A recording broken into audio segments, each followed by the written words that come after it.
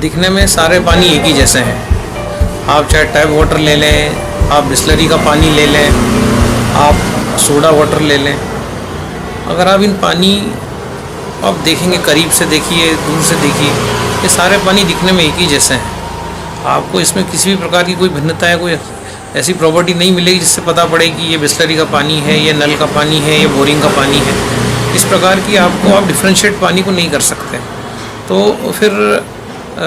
कैसे डिफ्रेंशिएट करेंगे आप पानी को? तो एक बात आप ध्यान से समझ लीजिए कि जितने भी पानी हैं, चाहे वो जो पानी आपके नल में आता हो,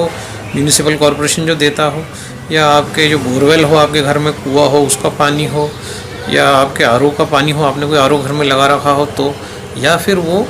पानी हो किसी भी बॉटल का, चाहे वो बिस्लरी है, किनले है, एक्वाफिना, ये सारे पानी जो हैं ये ऑक्सीडाइज्ड वाटर कहलाते हैं। ये पानी आपके शरीर में किसी भी प्रकार का कोई भी लाभ पहुंचाने में सक्षम नहीं है।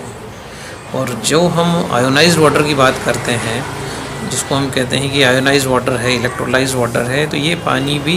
एग्जैक्टली वैसा ही दिखता है जैसा मैंने पहले जो बताया वो पानी दिखते हैं, पर ये पानी होता है रिड्यूस्ड वाटर। अब रिड्यूस्ड वाटर का मतलब होता है ऐसा पानी जिसके अंदर इलेक्ट्रॉन डोनेट करने की क्षमता होती है, जो इलेक्ट्रिकली चार्ज होता है। या हम अगर बहुत केमिकल भाषा में बात करें तो एक स्ट्रक्चर्ड पानी, जैसे कि आज हमारा एक स्ट्रक्चर है आँख, नाक, कान, तो ये एक हमारा एक स्ट्रक्चर है। जेंट्स का एक स्ट्रक्चर होता है, फीमेल का एक स्ट्रक्चर होता है। इसी प्रकार से जो पानी, बोरिंग का पानी, नल का पानी, कुएं का पानी, या इस प्रकार का जो भी पानी है, ये अनस्ट्रक्चर्ड वाटर, इनका कोई स्ट्रक्चर नहीं है। और हम जिस आयोनाइज्ड वाटर की बात कर रहे हैं, या हम जो रिकमेंड करते हैं कि आयोनाइज्ड वाटर पीजिए, आयोनाइज्ड वाटर, तो आयोनाइज्ड वाटर बेसिकली एक स्ट्रक्चर्ड वाटर होता है। उसका एक स्ट्रक्चर होता है, हेक्सागोनल स्ट्रक्चर होता है, प्रॉपरली अरेंज्ड मॉलिक्यूलर स्ट्रक्चर होता है। तो इस प्रकार का पानी जो एक स्ट्रक्चर्ड वाटर है, जो एक रिड्यूस्ड वाटर है, जो एक इलेक्ट्रॉन डोनर वाटर है, इस प्रकार का पानी जब हम पीते हैं तो हमारे शरीर में अगर कोई अनबैलेंस हुआ है एसिडिटी के कारण, जैसे आप देखेंगे कि जब शरीर में एसिड बढ़ जाता है, शरीर में हमारा बैलेंस होता है, एसिड भी होता है और अल्कलाइन भी होता है। इस एसिड अल्कलाइन बैलेंस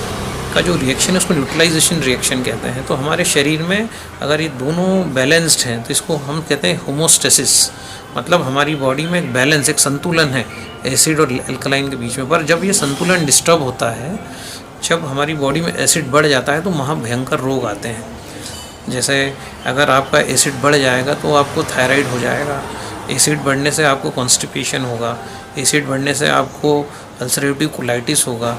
एसिड बढ़ने से आपके कानों की जो सुनने की क्षमता है वो कम होगी, एसिड के बढ़ने से आपकी देखने की क्षमता कम होगी, एसिड के बढ़ने से आपको नींद जो है नहीं आएगी, आपको अनिद्रा होगी,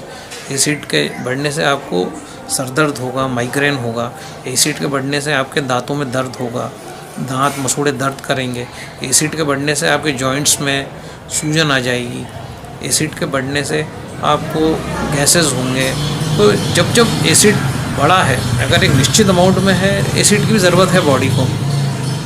बाकी अगर एसिड ज़रूरत से ज़्यादा बढ़ जाएगा तो ये सारे रोग किसी न किसी रूप में बार बार आएंगे। तो जब हम आयोनाइज्ड वाटर पीते हैं, स्ट्रक्चर्ड वाटर पीते हैं, या रिड्यूस्ड वाटर पीते हैं, या हम उसको कुछ भी बोल लें, फिज़िक्स की भाषा में बोल लें कि इलेक्ट्रॉन डोनर वाटर पीते हैं, तो हमारा एसिड जो है, जो बढ़ा हुआ है, और जो फ्री रेडिकल्स उस एसिड के कारण डेवलप हुए हैं, वो सारे के सारे धीरे धीरे जो है संतुलन में आने लगते हैं। तो हम देखते हैं कि हमारा कब्ज़ चला गया, हमारा ब्लड प्रेशर जो बढ़ गया था वो नॉर्मल हो गया, हमारा जो माइग्रेन पेन है, हेडेक है, वो चला गया, हमें अल्सरेटिव कोलाइटिस है तो उसमें हम देखते हैं हीलिंग स्टार्ट हो गया। तो ऐसे महाभयंकर रोग जिसकी एलोपैथी में कोई दवाई नहीं है, या जिनको असाध्य रोग कहा जाता है,